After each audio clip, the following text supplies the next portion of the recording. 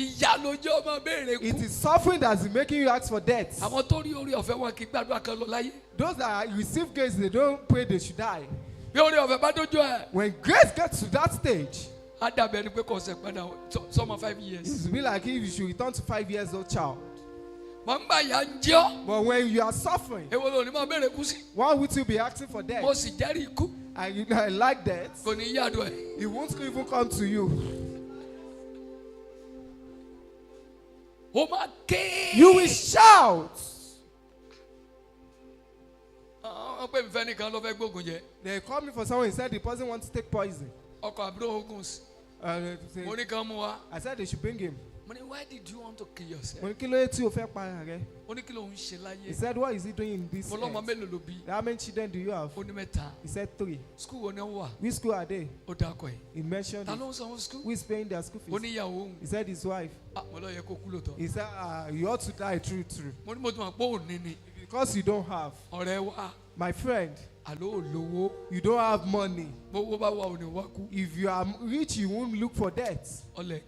He said, you understand. He said, if they want to give me food. He said, I don't know how I got to you. To have a husband that cannot take care of his responsibility. Stand up, don't sleep anymore. People are carrying load in the market, you can go there. Look at as his life not spoiled. Every day they want to give him food, they talk about where to take load. So the load carrier has become a load carrier.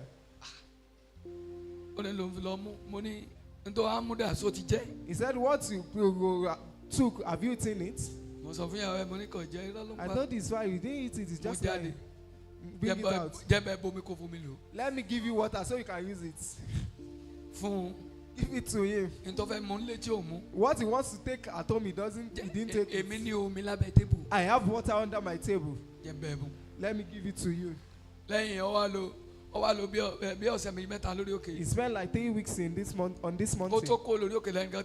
Before he left the mountain, someone called him. He said he's bringing some goods from abroad. He's come and market it. He has begun to see money. He said he's busy. Really? He's now busy.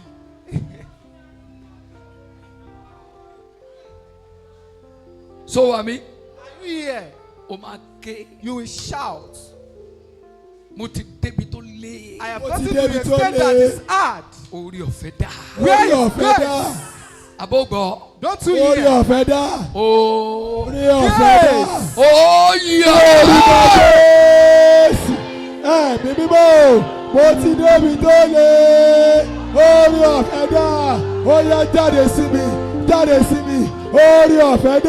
Mo ti wà ní kòríta kò yé mi mọ́. Mo ti wà ní kòríta tó le. Oore ọ̀fẹ́ dà.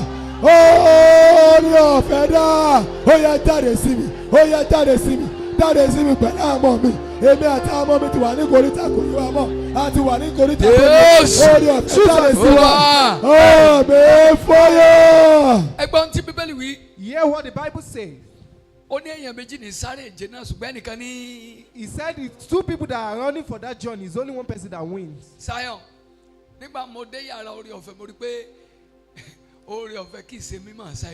When I got to the room of grace, I understand that grace is not about how tough you can run. The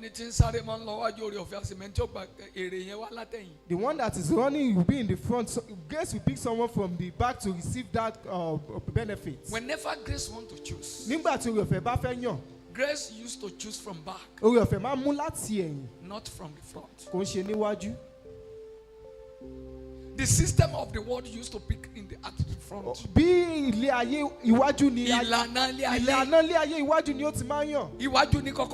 You speak from the front. But when grace wants to choose, grace used to choose from the back. You now be shouting. When did he get here? That's their own problem. They use you to market. He's the one that earned the profits. When did he get here? When did he get here? Grace is less concerned about that. Until when we got there, is the one that was given to. Don't you see? Should I say it again? Will you hear me? Is the one that gave it to. Because it is grace that gave it to him.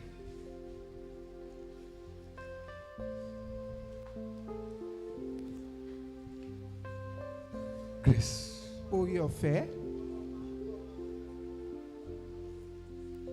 Justify in the midst of hardship. Ó máa ń dáni láre. Láàrin làkàkà. It's justify in the midst of action. Oore-ọ̀fẹ́. Grace. I lie down. Mo dọ̀bálẹ̀. Immediately I got in. And I won't be convenient in this couch. Let me go and lie down on bed. Jẹ́ kí n lọ sùn lórí bed. There are some mattresses that are good indeed. I have not put my head down. I started feeling it.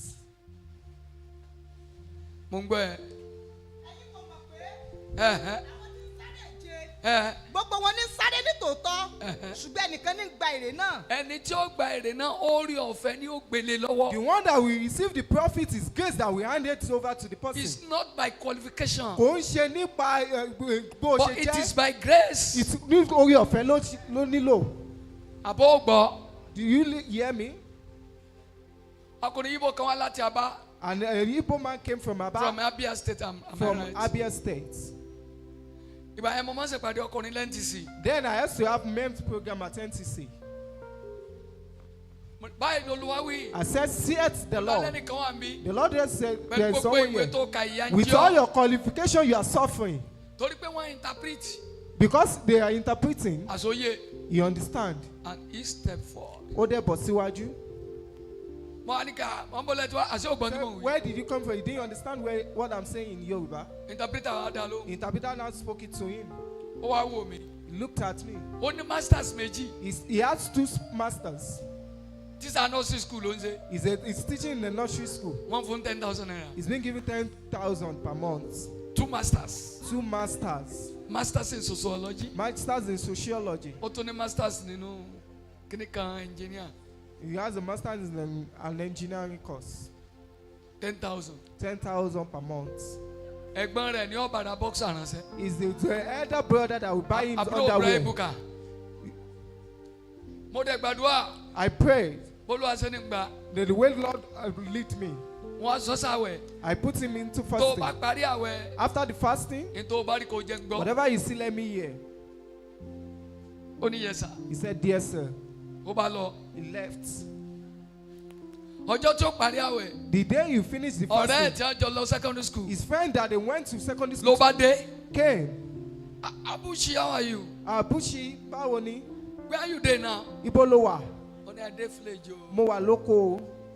Village ke. Abúlé báwo? What do they do? Kí ló ń ṣe ń bẹ̀? They help somebody to teach in nursery. Mo yẹ ẹnìkan lọ́wọ́ láti kọ́ ilé ìwé alákọ̀ọ́bẹ̀rẹ̀. Ìyẹn kọ́ pariwo pé wàhálà. He said, "I will help you." Màá ràn ẹ́ lọ́wọ́. He have a phone number. That one gave him his contacts. Come and meet me in Lagos. Wá bá mi lÉkòó. He said he doesn't have transport. Well, how will he have transport from Abia? Won't he eat from the 10,000? He gave him 100,000. Take transport and meet me in Lagos.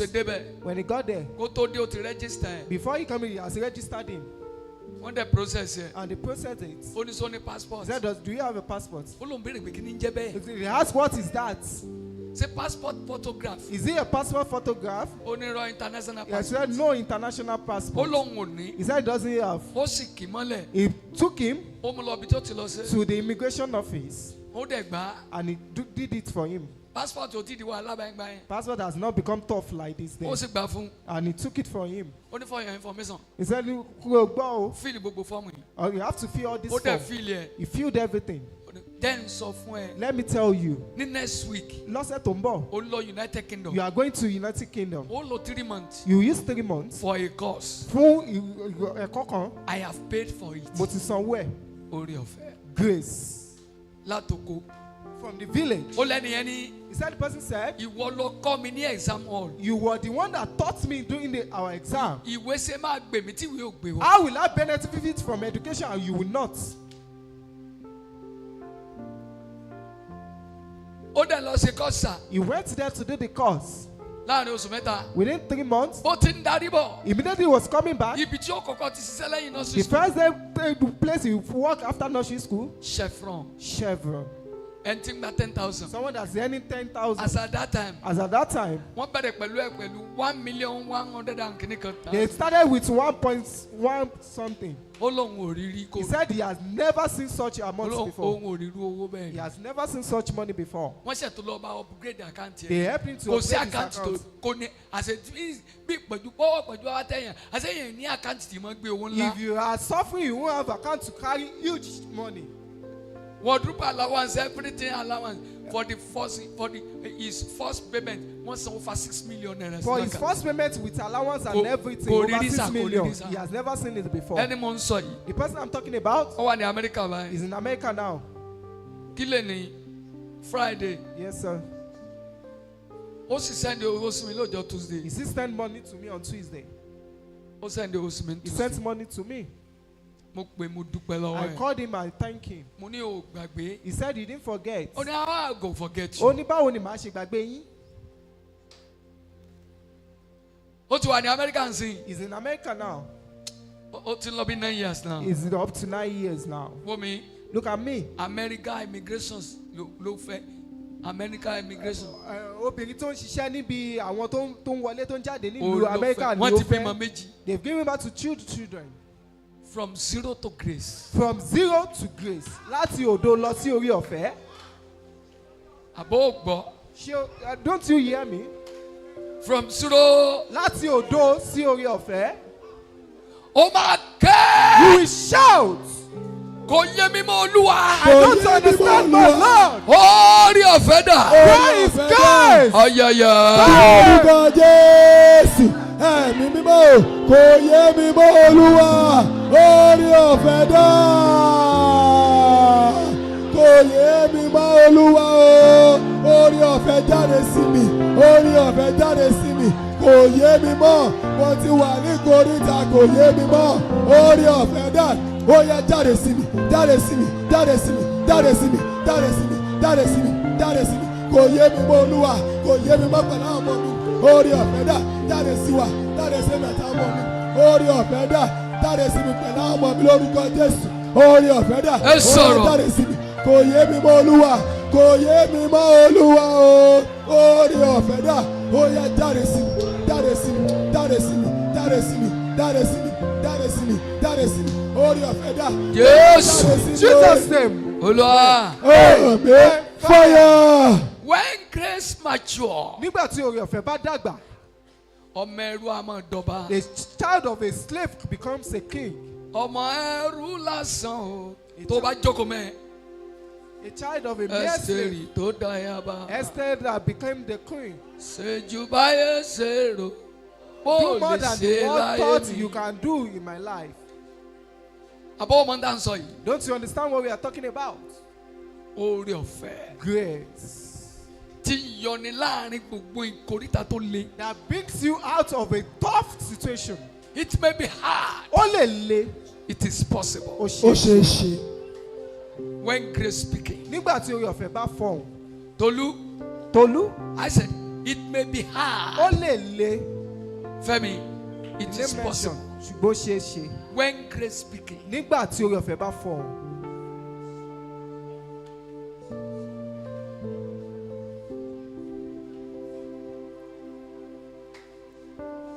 You will see in the letter of Apostle Paul to the as an epistle, he used to say, But through the grace. Nípa Through orí the ọ̀fẹ́. grace. Nípa orí ọ̀fẹ́. Ó ní orí ọ̀fẹ́ tí mo sì rí gbà. He said the grace that I received. Èmi kò rí bí ẹni pé mo gbà lásán. I didn't see it like I received it merely. Why does he say that? Kí ló yẹ tí ó fi wí bẹ́ẹ̀? It is grace that make great. Orí ọ̀fẹ́ ló jẹ́ kó tóbi, ló jẹ́ kó ga.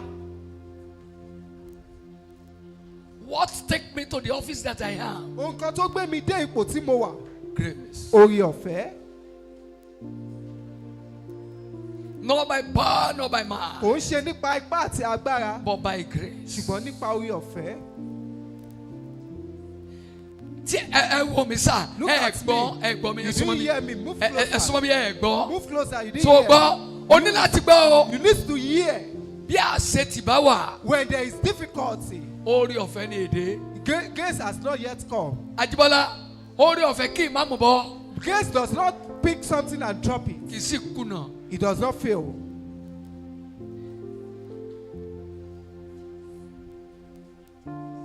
Ta ni wo kìíní wọ́n ju Yorùbá bẹ́ẹ̀lì? Who are you months? How sì fi ariwo tètè mú òkúta orí ẹ̀ kúrò. Wọ́n kọ́ bẹ̀rẹ̀ pé ọwọ́ Yorùbá bẹ́ẹ̀lì tó pilẹ̀ lẹ́yìn ni yóò parí ẹ̀. That is, Yorùbá bẹ́ẹ̀lì ti ń ṣàṣetì ilé kíkọ́. Zerubbabel has been The difficult day to that do. grace intervened, Ní ọjọ́ tí orí ọ̀fẹ́ dá sí, the building was complete. a sì kọ́ ilé náà pé tán. Mo ní àwọn pásítọ̀ tẹ́ bá mi rìn fún odidi ọdún mẹ́wàá tí mi ò ní lè ṣàlẹ̀ parí. But when grace intervened, Ṣùgbọ́n nígbà tí orí ọ̀fẹ́ dá sí, àṣà lè parí ẹ̀ láàrin oṣù mẹ́ta. so we can finish it within 3 months. A tún ti ń bẹ̀rẹ̀ àwọn project We have ńláńlá. started the big projects. Bóyá kílẹ̀ tó bóyá wọn ó gbé tractor wọ bí ń sìn. Before the Àbí ìgbà ọdún fẹ́ gbére. they will bring the tractor. Àárọ̀ la. Okay, Wọ́n á gbé tomorrow. tractor débí. They bring the tractor tomorrow With morning. low berry. With low berry. Wọ́n á bẹ̀rẹ̀ sẹ́m jẹ̀bárí gan. You will start When work. grace intervened. Nígbà tí orí ọ̀fẹ́ dá sí, Orí ọ̀fẹ́ ló fi ń ṣeré. you are joking with grace. Ayé ẹgbẹ́ ń sàlẹ̀ orí ọ̀fẹ́ ní òde. Your life tarry at the bottom is because you don't Ìjọ have orí ọ̀fẹ́ grace. bá dé. The day grace comes, Ìjọ yẹn ló di ọkùnrin alágbára. then you become a mighty man. Ọwọ́ Yorùbá tó bẹ̀rẹ̀ ó yá yáká. Èrò àyà yẹ mọ̀ ń gbẹ́. Ta ni ìwọ? Ta Ìwọ ni- òkè ńlá. Wo mi. Look at Tí me. wọ́n bá ń àdírẹ́sì òkè.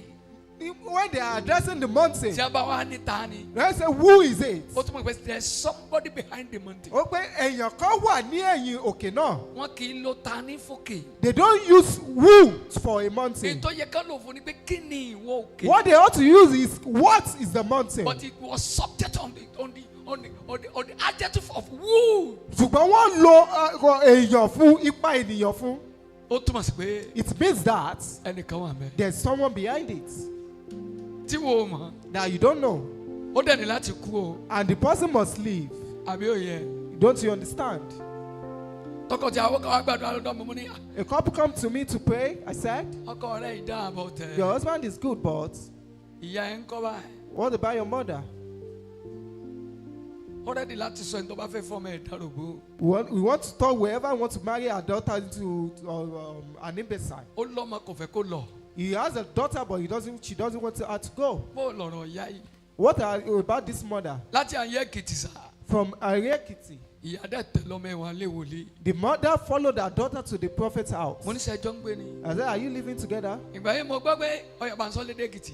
Ìgbà yẹn mo gbọ́ pé wọ́n fẹ́ ariwòlé yẹn mo ní kó When tẹ̀lé wa I heard bò. that she wants to come and see the prophet, that's why I Kó followed her. tẹ̀lé lọ́mọ ẹ̀ wá léwu. Why did you follow your Ó mọ daughter? bí ó wá ni. Don't you know where you came to? Ìyá Woman, onílẹ̀ lóríṣẹ́ agbára. today you will see the work of power. Ṣé ẹ ṣetán láti tú ọmọ ilẹ̀? Are you ready to release this child? Bẹ́ẹ̀ ṣàjà ọ̀yẹ́ ṣe kí ni. I'm not a witch, you are not what? Mo mú bíbélì mi tí mo jókè tí mo hàn gbà. I gave her my Bible. Ó mọ̀ túmọ̀ ẹ̀. She knows the meaning. Ó káwọ́ kù. She folded her hand. Ẹ má bínú. Don't be Má yẹ annoyed. ni, má bínú, má yẹ ni. Don't be annoyed. Ẹ ọ̀bẹ̀rẹ̀ àti lọ ẹ àṣẹ ni á tọ́jú mi mọ́. Once you leave, there's nobody to take care of me. Ọmọ bùlá sọ̀sọ̀. The child grabbed her clothes. Mo ní mọ̀ pa á bí. I said, don't kill her here.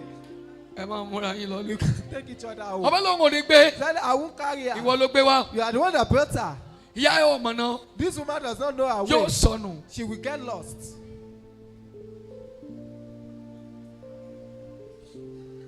Nso.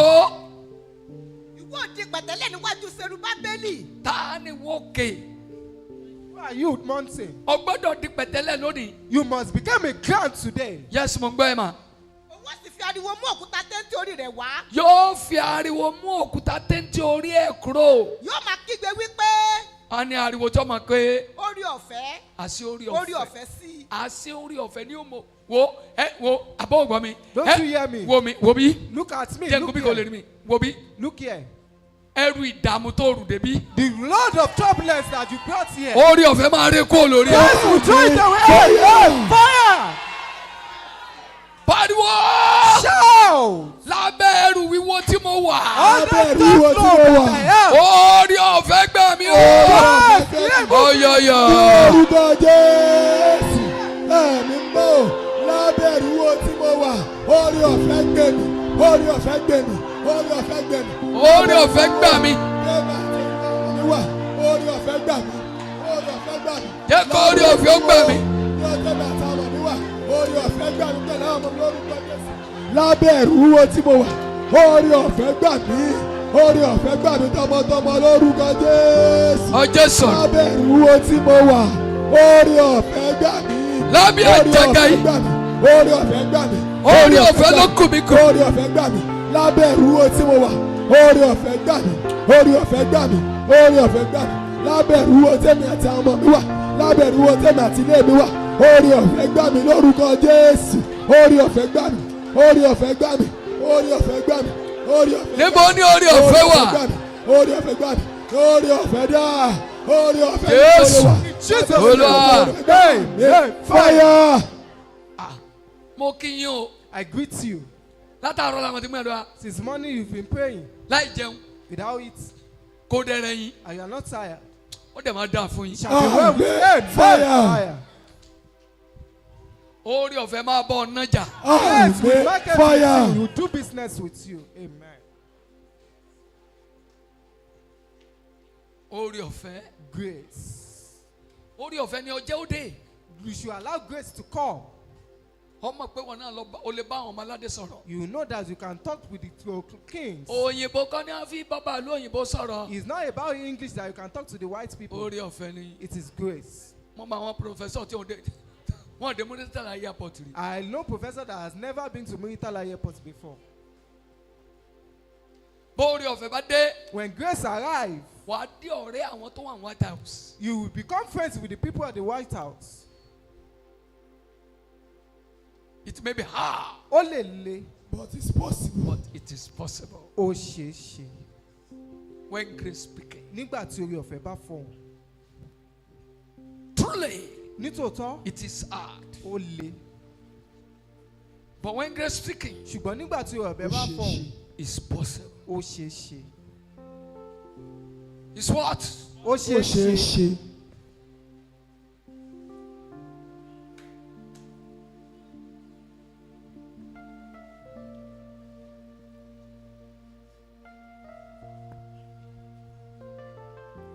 Mo ti rí màmá kan mi jẹ́ sọ̀rọ̀ màmá yẹn. I saw a woman, let me talk about her. Àwọn asọ́dọ̀ mi 2 weeks ago. She came to me 2 weeks ago. Wọ́n ní ọmọ àwọn ó fẹ́ wọ So a child wants to. Èrúwà Kwara àbí kí ni wọ́n. Èrúwà. Èrúwà kí ni wọ́n ń ka ẹ̀ kí ni wọ́n school tó wà ẹ̀. Poli Èrúwà. Èrúwà poli. Mo ní Èrúwà poli ni. Èrúwà Poli. Mo ní why to choose poli? Wọ́n ní kò Why sówó. Poli? They said there's no money. Kéde kan university ti close. The university admission has closed. Right on my sitting, Níbi tí mo jókòó sí, I pick phone. mo mú ẹ̀rọ ìbánisọ̀rọ̀ I mi. call can chairman. Mo pe alága àwọn CAN. Ẹ wá. Mo ní candidate. I have a candidate. Ẹ ti bọ̀ mara candidate. You should slot him in Sí university. to the university. Ọmọ tí wọ́n wá university poli. A child that is looking at admission for Mama to yẹn sọ àwọn Poli. òbí gbèsè kí mo The woman was now looking at me that is he a comedian? Àbákọ́rin rò pé sọ́ọ̀sì ẹlẹ́nu sọ́nsọ́ ló fẹ́ lọ ni. Does he want to attend Ellen show?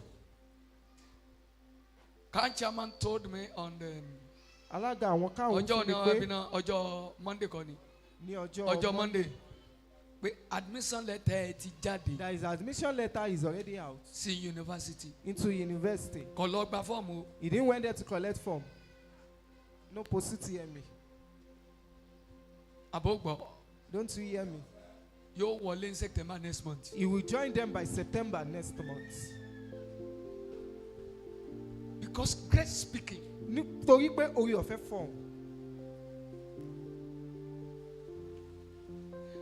Orí ọ̀fẹ́ ni ò sọ̀rọ̀. It is great that he did not speak. Ogún ọdún lè lé admission bàbá rẹ̀ náà fún ogún ọdún kó. 20 years. Ó fi gbowó eléle tó fi san school fees. 20 years he went after admission. Your father used 20 years to collect money for. I have not finished now. They have not finished admission too. Mama tó lọ́mọ yẹn náà ń wò mí láàrin àkóso. The mother of that child is looking at me right now. Ó tún pè wọ́n lójú mi. He called them. Ó sì dákọ ẹ. And mentioned the name. Àwọn admission ti jáde. He said the admission is already out. Pé káwọn send letter lókun. That they should send the letter. Wọ́n tó ní ó wá gbà wọ́n bá wọn send it. They didn't tell the child to come for it. They said they will send it. Orí ọ̀fẹ́. Grace. So wà mí. Are you here? Ẹ wò mí. Look at me. Níbi tí agbára mi ti dé. Where my power has pushed it to. Orí ọ̀fẹ́ tẹ́wọ́ gbà. Orí ọ̀fẹ́ tẹ́wọ́ gbà. Ọyọyọ. Orúkọ Jésù. Ẹ̀mí mímọ́ o, níbi tí agbára mi ti dé, orí ọ̀fẹ́ tẹ́wọ́ gbà. Orí ọ̀fẹ́, ó yá tẹ́wọ́ gbà. Níbi tí agbára mi ti dé, orí ọ̀fẹ́ tẹ́wọ́ gbà. Orí ọ̀fẹ́, ó yá tẹ́wọ́ gbà. Níbi tí agbára mi ti dé, orí ọ̀fẹ́, ó yá tẹ́wọ́ gbà. Ó yá tẹ́wọ́ gbà. Ó yá tẹ́wọ́ gbà. Ó yá tẹ́wọ́ gbà. Ó yá tẹ́wọ́ gbà. Níbi tí agbára mi ti dé, níbi tí ipá mi ti dé, orí ọ̀fẹ́, ó yá tẹ́wọ́ gbà lórúkọ Jésù. Orí ọ̀fẹ́ tẹ́wọ́ gbà. Orí ọ̀fẹ́ tẹ́wọ́ gbà. Orí ọ̀fẹ́ tẹ́wọ́ gbà. Níbi tí agbára mi ti dé, níbi tí ipá mi ti dé, orí ọ̀fẹ́, ó yá tẹ́wọ́ gbà. Orí ọ̀fẹ́, ó yá tẹ́wọ́ gbà. Ó yá tẹ́wọ́ gbà. Ó yá tẹ́wọ́ gbà. Ó yá tẹ́wọ́ gbà. Orí ọ̀fẹ́ tẹ́wọ́ gbà. Níbi tí agbára mi ti dé, orí ọ̀fẹ́ tẹ́wọ́ gbà.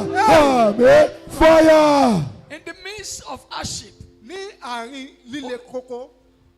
grace is an instrument of comfort. Orí ọ̀fẹ́ ni ohun èlò ìtura. Tí ara bá máa tù ẹ́ àtọ̀. When you be in comfort. Orí ọ̀fẹ́. Grace. Ìpàdé lè yàtọ̀ sí ìpàdé tẹ́ máa wá ní oṣooṣù. This meeting is different from the monthly meeting. Tí n bá ti sọ orí ọ̀fẹ́ láfítà sẹ́mu, aago mẹ́sàn-án lábẹ́rẹ́. Once I say grace, by past 7 we are starting by 9. Àbógbọ̀. Don't you hear? Aago mélòó lábẹ́rẹ́. 9 Ó dẹ̀ p.m. di aago márùn-ún gbáko. till 5 a.m. in the morning. Aago márùn-ún ní tòfòròrò yìí. It is 5 a.m. that I anoint you all. Pé kára dẹ̀ ọ́. So that you can be in comfort. Òtítọ́ kí n tura. Ara gbọ́dọ̀ tù mí. Ogun ayé mi ò gbọ́dọ̀ pẹ́ mọ́. Òtítọ́ kí n tura. Òtítọ́ kí n tura. Ara gbọ́dọ̀ tẹ̀ mí. Ogun ayé mi gbọ́dọ̀ pẹ́ mọ́. Òtítọ́ kí n tura. Òtítọ́ kí n tura. Ara gbọ́dọ̀ tù mí. Sọ̀rọ̀ ayé mi ò gbọ́dọ̀ pẹ́ mọ́. Òtítọ́ kí n tura. Òtítọ́ ní ìtura. Ara gbọ́dọ̀ tẹ̀ mí. Ogun ayé mi ò gbọ́dọ̀ pẹ́ mọ́. Òtítọ́ kí n tura. Òtítọ́ kí n tura. Ara gbọ́dọ̀ tù mí. Ogun ayé mi ò gbọ́dọ̀ pẹ́ mọ́. Òtítọ́ ní ìtura. Kí n tura. Òtítọ́ ní ìtura. Ara gbọ́dọ̀ tù mí. Ogun ayé mi ò gbọ́dọ̀ pẹ́ mọ́. Òtítọ́ ní ìtura. Ayé mi ò gbọ́dọ̀ pẹ́ mọ́. Òtítọ́ kí n tura. Ogun ayé mi ò gbọ́dọ̀ pẹ́ mọ́. Òtítọ́ ní ìtura. Òtítọ́ kí n tura. Ara gbọ́dọ̀ tù mí. Ogun ayé mi ò gbọ́dọ̀ pẹ́ mọ́. Òtítọ́ ní ìtura. Kí n tura. Òtítọ́ ní ìtura. Ara gbọ́dọ̀ tù mí. Ogun ayé mi ò gbọ́dọ̀ pẹ́ mọ́. Òtítọ́ ní ìtura.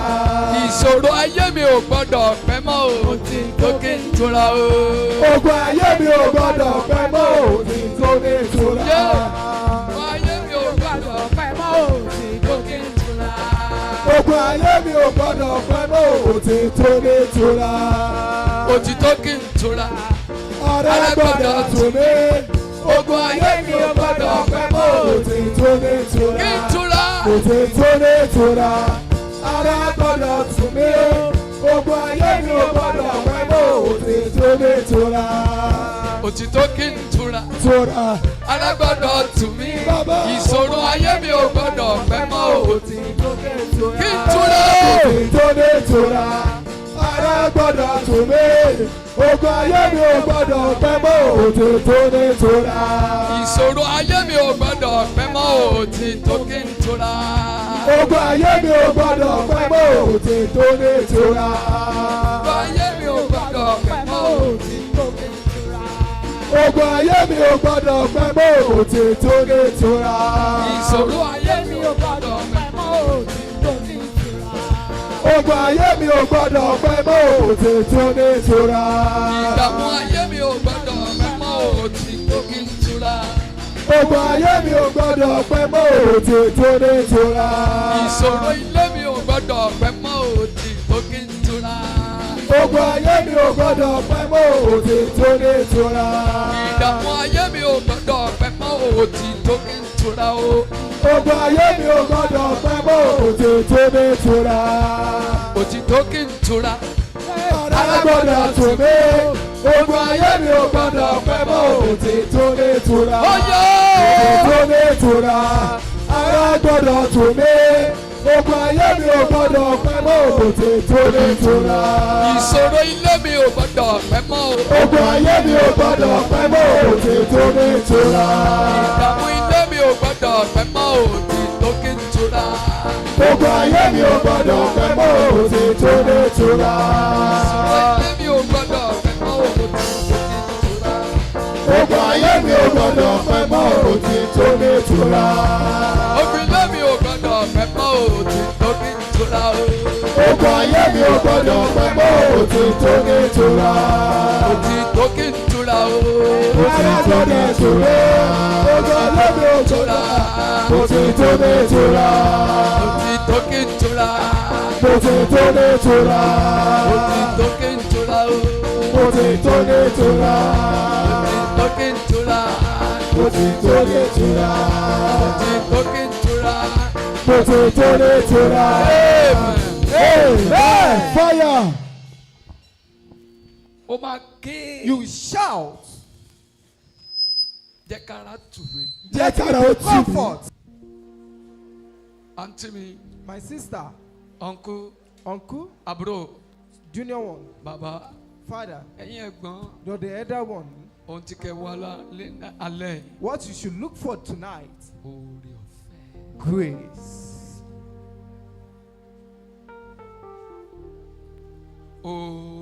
Oore ọ̀fẹ́. O máa ké. You will shout. Wo mi, Look at me. ipá mi ti pin. I'm tired. My strength cannot take it anymore. Oore ọ̀fẹ́ dà. Where is grace? Kí ni mo wí? Where is grace? Ọ̀yàyà.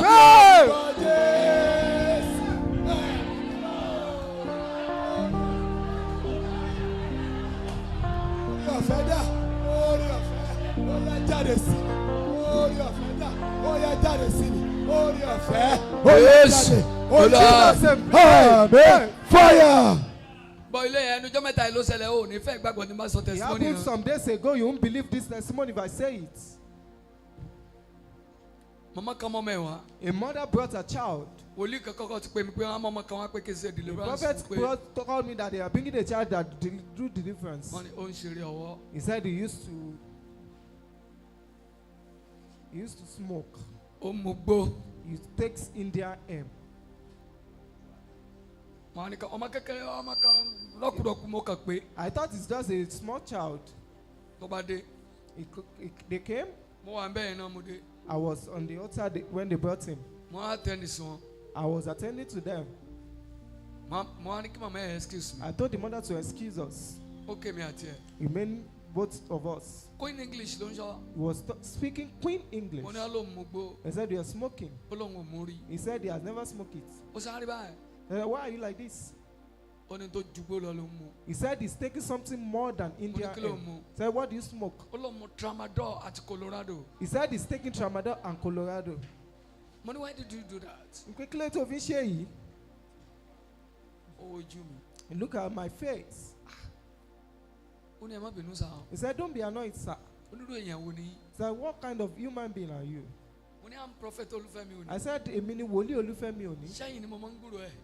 Are you the one that I hear about? He said, that's not what I'm asking you. What I'm asking you, what did you ask me? I started with him. I noticed that the problem does not need deliverance. Listen to what he heard. He said he looked at it like there's nobody to help his parents. What is its usefulness? Is you helping them through Tramadol and Colorado? He said he has come to my church before. He said he doesn't have the grace to move closer to me. He said he came into the night, he didn't notice it's me. He said he claimed to play for Yetunde Are. He said, what are you doing behind her? I said, I'm a keyboardist. He spoke about two mighty minstrels that he played keyboard for. He said he sees money. What makes you to be in here? He said he buy one sachet for Tramadol, a pack. He said he finished 10 once. Once. He said your phone is he said this is supplier for Tramadol. 140 grams. Come on, you say me that. So that you won't waste my work. Need the deliverance. I said you don't need deliverance. How long do you can never cast out? You know, are you? He said he was been looking at what did he want to cast out from his life. When he was quoting Bible, my leg was shaking. I looked at him. Do this woman, you are tough. The father does not know, and the father is a pastor. I asked the mother, when has he been in this trouble? The male child answered me. The school that they thought he finished, he didn't finish it. He didn't hear me. Which school did you attend? He said Shaki Poly. Where is your certificate? He didn't finish school. That's the day the mother knew. 2019. Since 2019.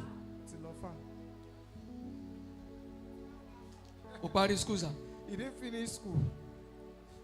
2019 Since 2019, he told them he has graduated. When the mother said he has graduated, I said, okay. You won't go for HND, you go for P-degree. That's what you do. He said you're not going to any university. If you want to do HND, where is your old ND results? He was just rubbing his body. I said, I will follow you to your house. Okay, to the admin office in your school.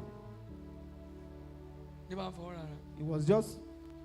The mother said, speak up. He said he didn't write exam. He didn't graduate. Colorado and Tramadol does not allow. And he's lying to the mother that is going for HND. And doesn't have any results. We'll have seen the first results.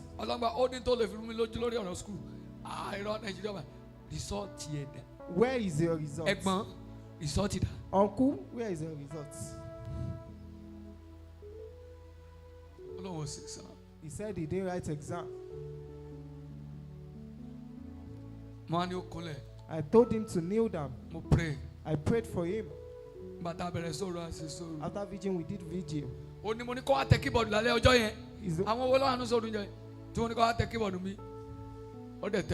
pressed the keyboard.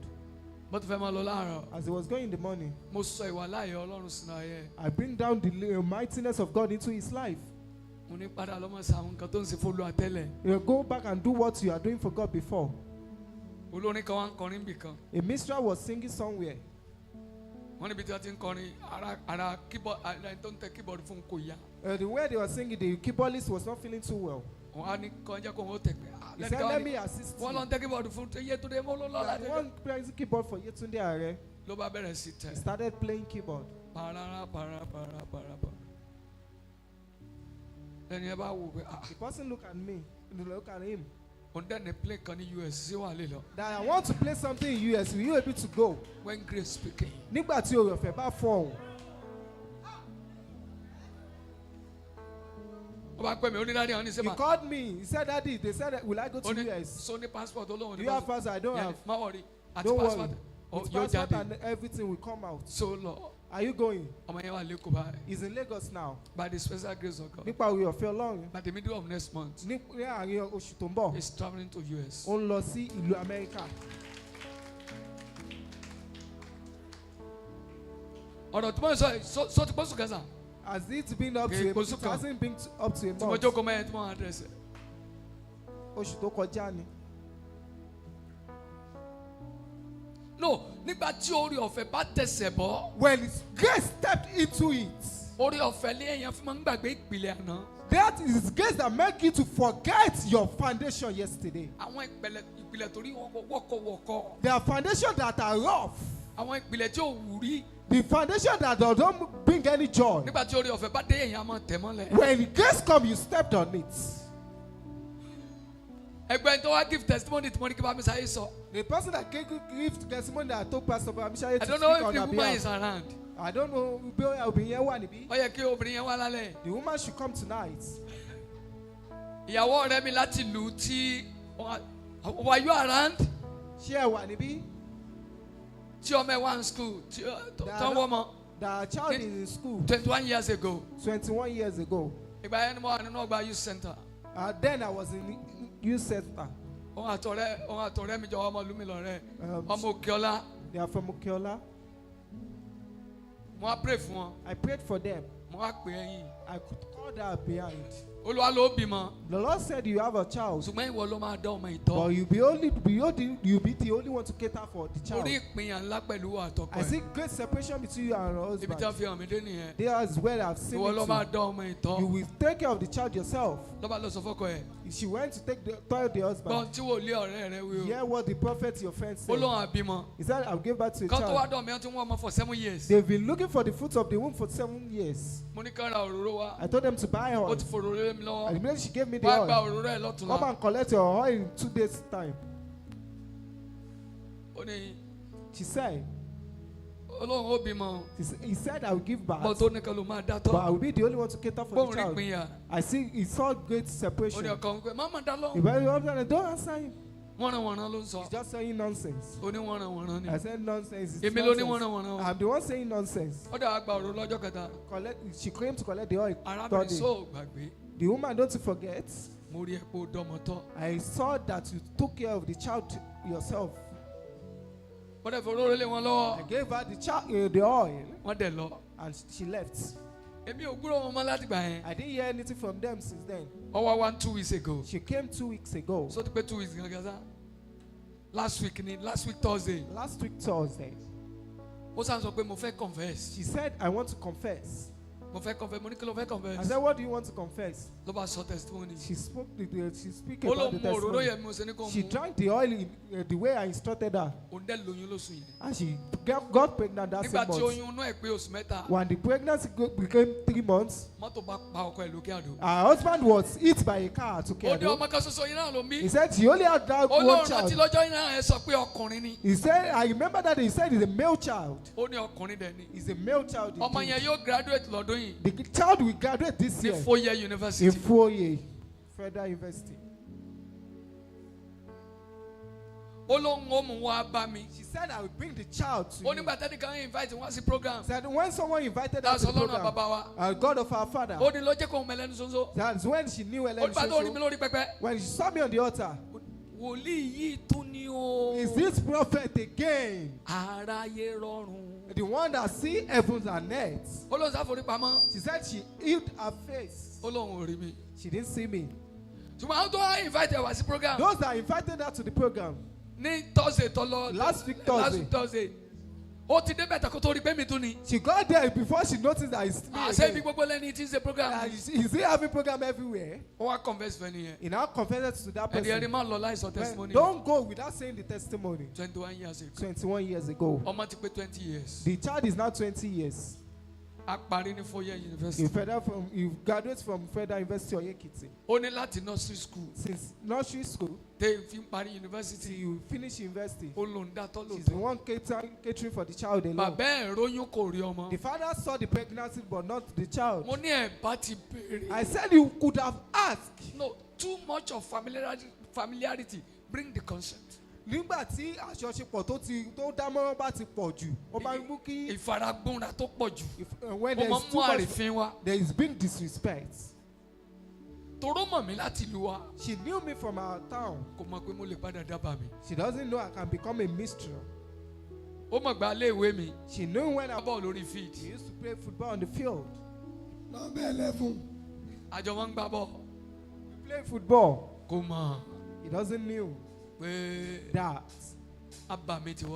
that our minstrel has come. Because of grace, I became an instrument for a lot of people. When grace came in, I that not know the way to then, I show people way now. When grace came, I that some things were tough for then. Nothing is tough for me now. If not that you hear it from me in the sermon now. Even the sons of prophet doesn't know we walk on the mountain. They will bring the tractor tomorrow morning. I told Pastor Daniel, if you should demolish this church, we don't have another one. Let's finish the one for English service. Once we roof it, we demolish this. There's no one they would put up the rod without demolishing it. Because the crane will be taking the rod. There's no how they will take it.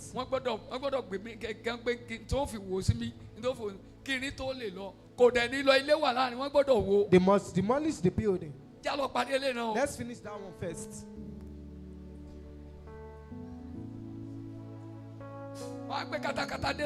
The tractor will be being here tomorrow. I thought it's today. They said tomorrow. And it starts working tomorrow. When grace came, when grace comes, you don't need a committee. You don't need Ibimo. You don't have money, you are calling committee. When there's money, you see people that they are learned, they have something upstairs. Immediately. Pastor Ademi said, Sir, yeah. We start 4 flats. Immediately, I approve it. I saw someone to help me. I will now be feeling. It is grace that brought him. He has been coming to my place for a long time before. He said, I stand too much in prayer.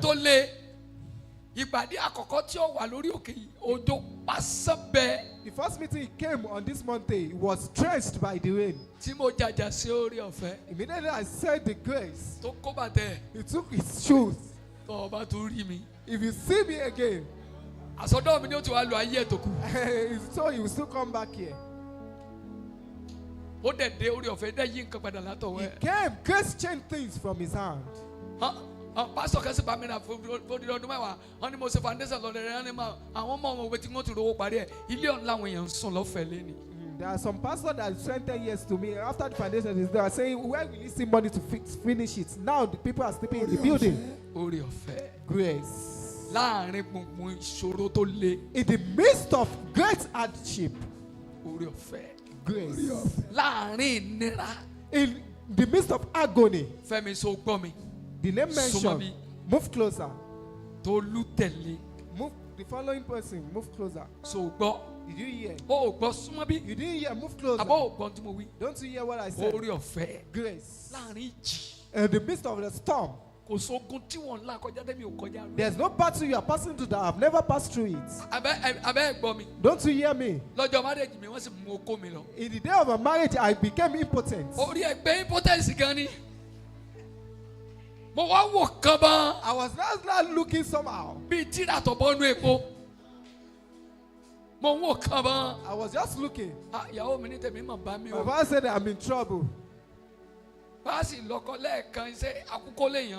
first time I get married, I'm marrying an impotent. I was not created that way. It is the word that makes me that way.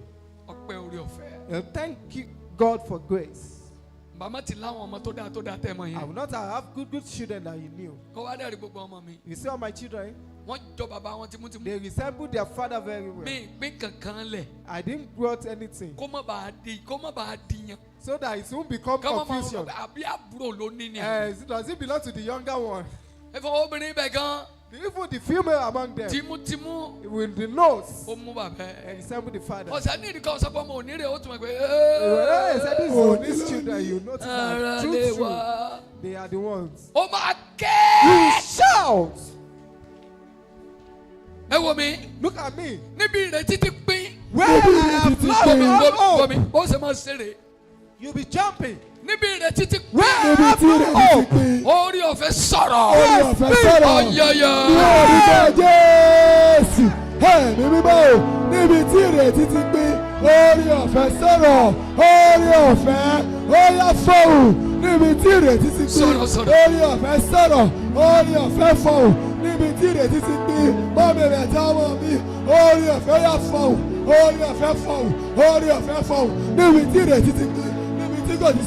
Money or sorrow.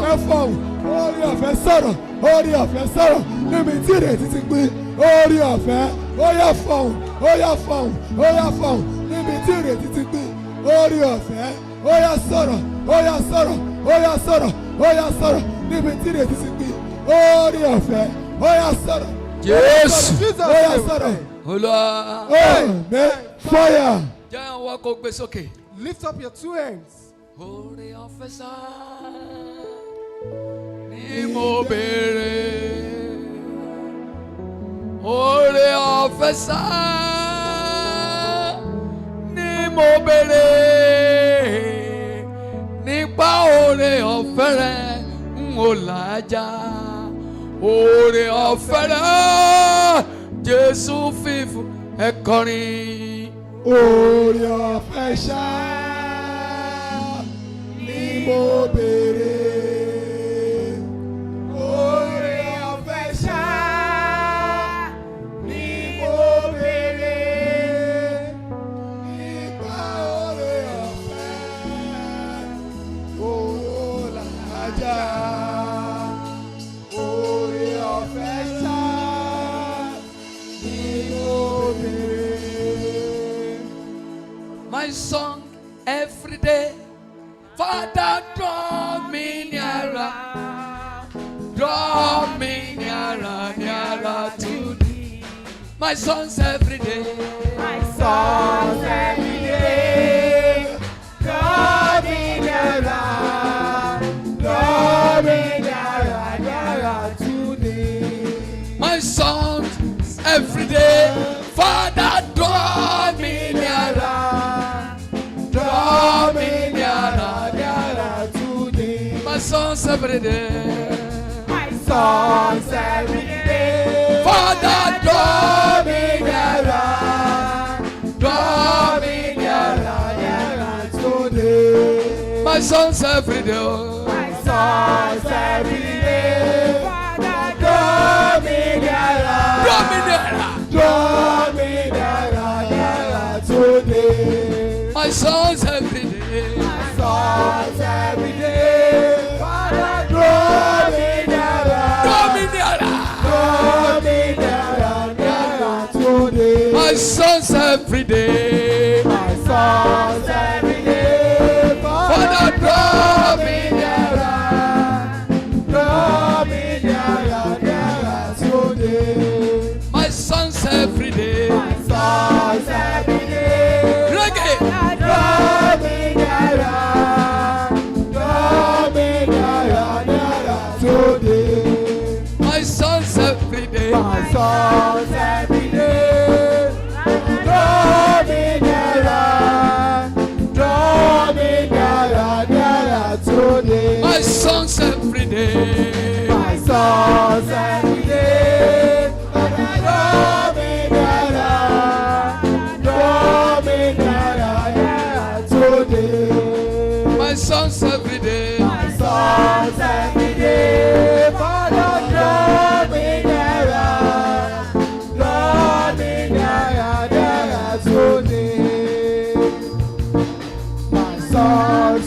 day. Father, draw me nearer. Draw me nearer, nearer to thee. My songs every day. Father, draw me nearer. Draw to thee. My songs every day. My songs every day. Father, draw me nearer. Draw me nearer, nearer to thee. My songs every day. My songs every day. Father, draw me nearer, nearer to thee. My songs every day. Father, draw me nearer. Draw me nearer, nearer to thee. My songs every day. My songs every day. Father, draw me nearer. Draw me nearer, nearer to thee. My songs every day. Father, draw me nearer. Draw me nearer, nearer to thee. My songs every day. Father, draw me nearer. Draw me nearer, nearer to thee. My songs every day. My songs every day. Father, draw me nearer. Draw me nearer, nearer to thee. Amen. Amen. Fire. Bí àjọsọ, Like our agreements. I will give you honey. Màá fún yín ní oyin. Don't take twice. Má gbà lẹ́ẹ̀mejì. I don't give children Mi ò fún àwọn ọmọdé. because kò ní carry. It won't be enough. If you are below 15 years, don't come. Tó o bá jẹ́ ọmọ tó kéré Tó sí o bá ọdún ti pé ọdún mẹ́ẹ̀ẹ́dógún, mẹ́ẹ̀ẹ́dógún, má má wá. wá. If you below 15 years, Tí o bá ti pé ọdún mẹ́ẹ̀ẹ́dógún. because láti 15 years ó ti yẹ kó máa lálàá. From 15 years you ought to be trim.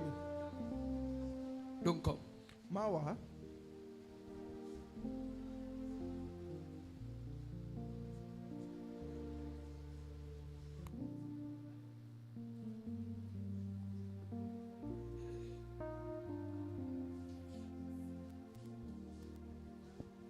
Ẹ̀yin tẹ́tù àmì látàárọ̀ mo fẹ́ níwájú mi.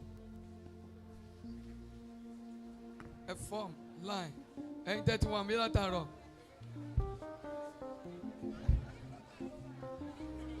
Mo dá wọn mọ̀. Don't tempt me.